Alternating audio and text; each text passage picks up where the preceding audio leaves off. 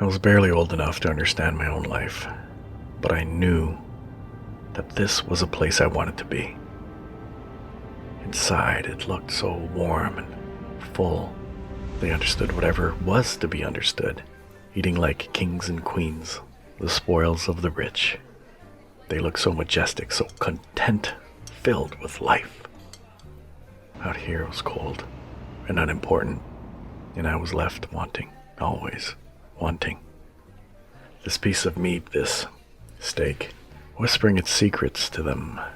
They were only a few feet away, yet it seemed so far from me. You see, it represented all that I wasn't, all that I would never become. Born into privilege or a life deserving, I was not, and I didn't belong here. I would never belong. Me, the fool, the imposter. It was only upon the late chapters of my life that I could, without doubt, feast, as did those before me. A life spent in pursuit of that distant pasture, earning, gathering, achieving, it never seemed enough. I never seemed enough, or deserving of that elusive prize, that steak.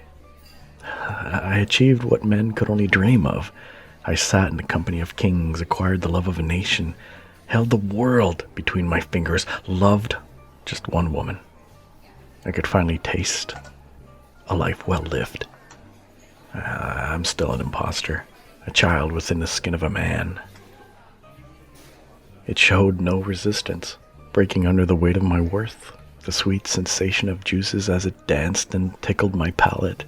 That first bite, that original taste, that fleeting moment as I gently spread it thin over my memories. But it was a moment in which a profound sadness began to break through, permeate.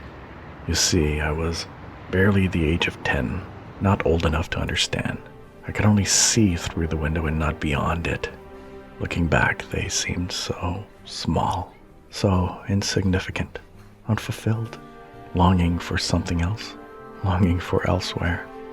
Have I wasted my life? It was never enough. It's never enough. Disappointment spilled into me, taking all that I've worked so hard to achieve, and a lasting emptiness remained forever. It was the worst steak I had ever tasted.